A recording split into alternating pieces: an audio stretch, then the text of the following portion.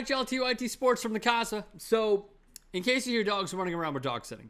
Now, you clicked on this video because you want to know about Jimmy Butler. He has an exclusive with SportsCenter, Rachel Nichols, coming out. There's been beef, as we certainly do know, with the potential reported love triangle that our guy Robert Lital at BSO on Twitter has reported on with Karl-Anthony Towns, Towns' ex, and Jimmy Butler. Still have no idea what's going on there, but here's what we do know because Jimmy owned up to it. Talking shit to not only Andrew Wiggins, talking shit to not only Karl-Anthony Towns, going into practice today, pulling the third stringers and then beating them, pointing to the GM Scott Layden and saying, "You need me," dropping the mic and leaving. He confirmed it like this. A lot of it's true.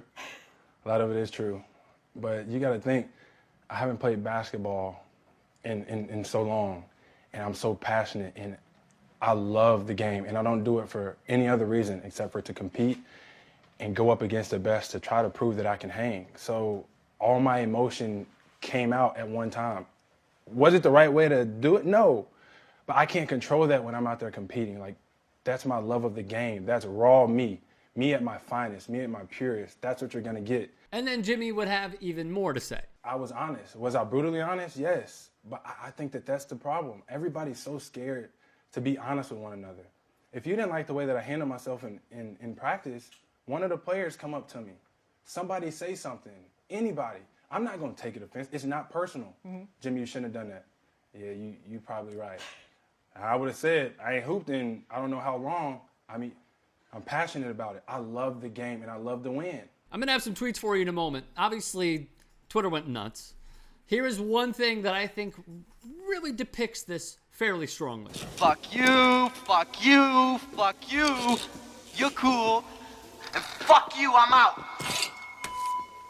My favorite part about all of this is that, yes, Jimmy Butler has not won NBA championships, but if we do remember, the escapades and adventures of practice sometimes come in the form of this.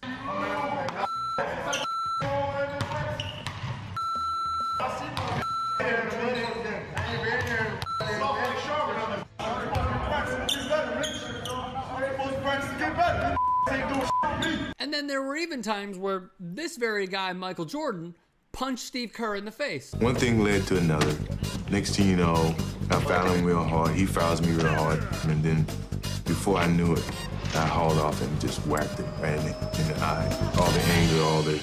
What gives Jimmy Butler a pass? Winning with the third stringers? Maybe. Though there might have been something going on behind the scenes that we don't know of on why Andrew Wiggins and Karl-Anthony Towns and the rest of the first stringers did not beat out Jimmy Butler and a bunch of third stringers who may potentially be these players. CJ Williams, James Nunnally, Keita Bates-Diop, Player of the Year in the Big Ten, and Justin Patton. Here were some of the tweets that I told you guys about.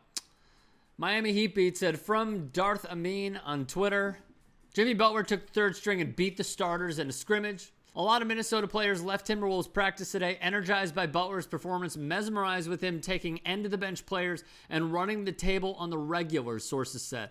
So this is where the Minnesota Timberwolves are right now. They have a superstar player, clearly the best on the team, unhappy with what's going on, wants out, made the team lose leverage, and is shit-talking both star players who, over the next several years, account for about over $200 million for the team. 224, I believe, is the exact total. I leave you with this, an accurate depiction of Jimmy Butler.